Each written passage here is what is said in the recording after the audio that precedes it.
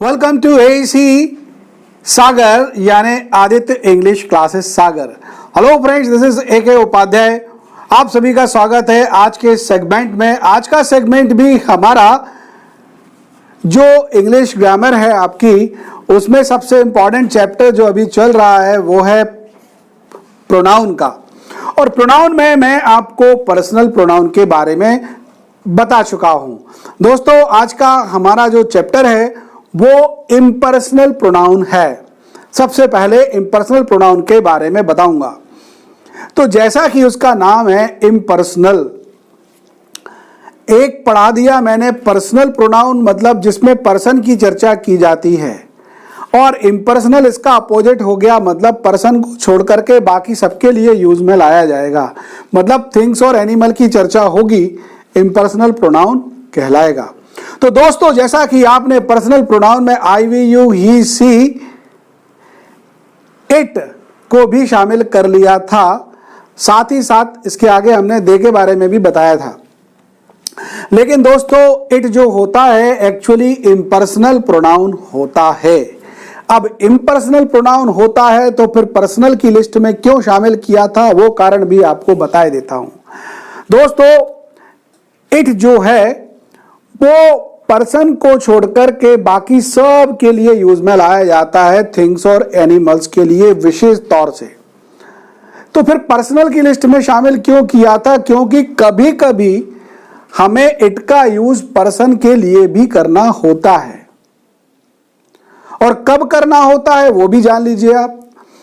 हम इट का use person के लिए तब करते हैं जब हमें ये मालूम नहीं होता है जिस पर्सन की हम चर्चा कर रहे हैं वो मेल है या फीमेल। केवल और केवल उसी कंडीशन में हमें इट को पर्सन के लिए लगाना है। तो वो कंडीशन कब आती है?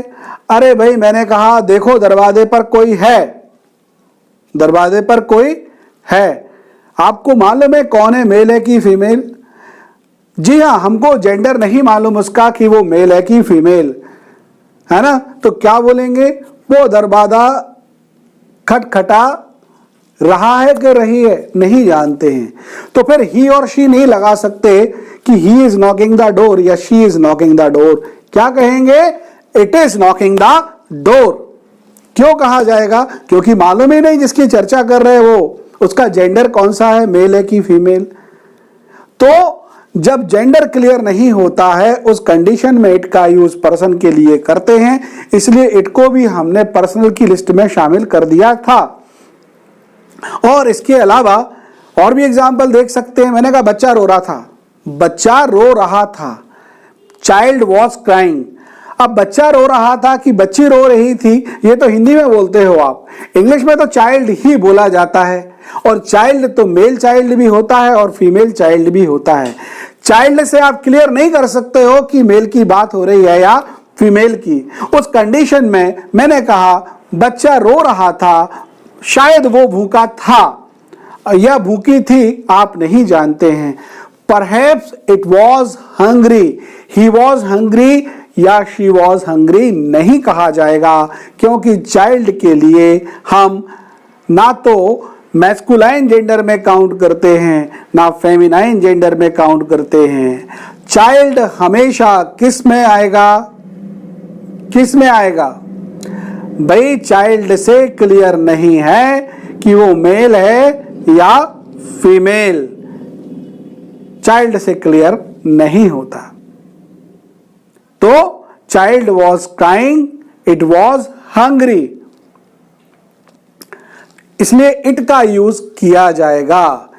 और कौन सा जेंडर है वो? कॉमन जेंडर है। भले कॉमन जेंडर है, कौन? चाइल्ड, लेकिन इट प्रोनाउन जो है वो उस चाइल्ड के लिए यूज में लाया जाने वाला प्रोनाउन होगा। ऑलराइट, लेकिन इट कौन से जेंडर में आता है? इट तो न्यूट्रल जेंडर को शो करता है, ना मेल ना फीमेल। तो चलिए आगे हम देखते हैं इट के बारे में। इट जो है वो क्या है? Impersonal pronoun. इम्पर्सनल प्रोनाउन मतलब पर्सन को छोड़कर बाकी सबके लिए यूज में लाया जाएगा। थिंग्स के लिए, थिंग्स के लिए मतलब मैंने कहा बाहर एक कार थी, बाहर एक कार थी, there was a car outside. Perhaps शायद वो अब जा चुकी है। तो शायद वो अब जा चुकी है, किसकी बात कर रहे हैं? कार की बात। तो क्या बोलेंगे? Perhaps it has gone now. तो इट का यूज किसके लिए? उस कार के लिए किया जो बाहर थी। वो जा चुकी है। कौन जा चुकी है? कार जा चुकी है। तो इट का यूज किसके लिए हुआ? कार के लिए, लाइफलेस थिंग्स के लिए, राइट। मेरे पास एक और एक्स्ट्रा पेन है, वो मैं आपको दे दूंगा। I have one more extra pen. I will give it to you. I will give it to you. तो वो मैं आपको दे दूंगा।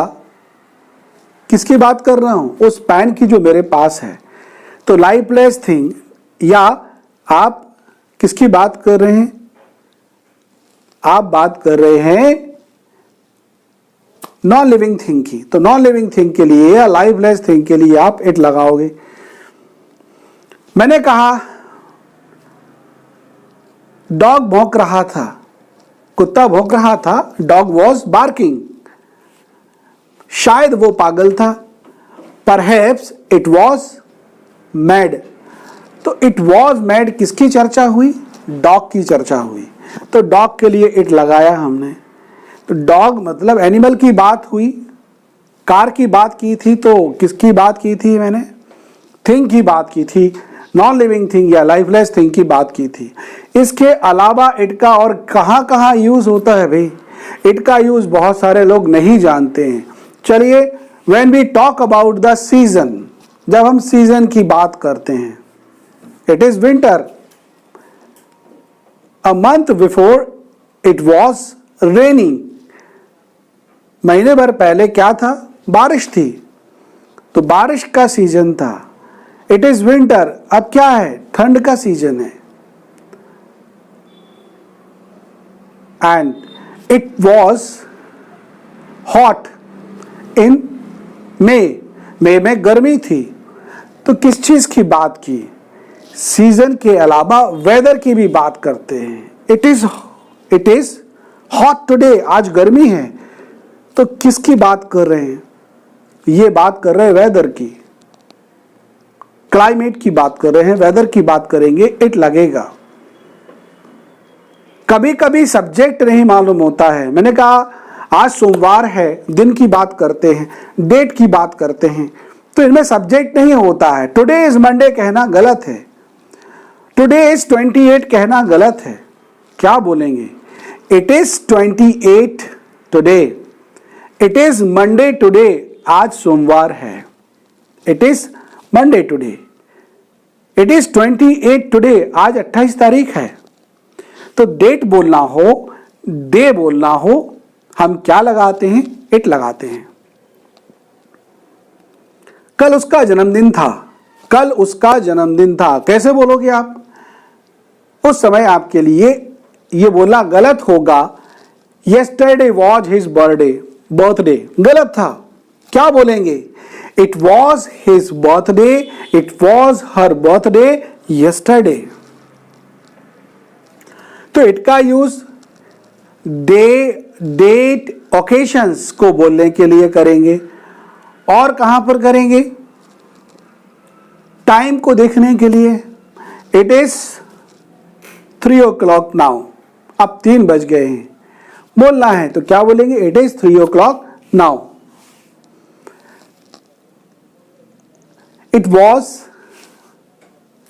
Was 5 o'clock when I was in coaching। जब मैं कोचिंग में था 5 बजे थे। तो इट वॉज 5 o'clock। इट का यूज टाइम के लिए किया। टाइम के लिए जब भी करेंगे इट का यूज करेंगे। डे, डेट की बात करेंगे, इट से करेंगे। तो शायद मेरे ख्याल से आपको इम्पर्सनल प्रोनाउन इट समझ में आ गया होगा। दोस्तों, प्रोनाउन का चैप्टर, काफी सारे प्रोनाउंस हैं। आपको आगे भी बाकी प्रोनाउन के लिए भी हमारे वीडियोस को रेगुलर देखते रहना है और एंजॉय करिए हमारे सारे वीडियोस का जो कि ग्रामर पर बेस्ड हैं। आपको एजुकेशन में अगर कंपटीशन की तैयारी कर रहे हैं, किसी स्कूल कॉलेज की आप तैयारी कर रहे हैं, तो ये सारे वीडियोस आपके बहुत काम आने वाले हैं। ये सारा नॉलेज जो मेरा ग्रामर का है वो आपको Hindi English conversion, English to English communication में भी बहुत काम आने वाला है। तो आज के वीडियो को मैं समाप्त करने जा रहा हूं, उससे पहले आपसे कहूंगा प्लीज अगर आपको वीडियो पसंद आया हो तो लाइक जरूर करिएगा। Thank you so much.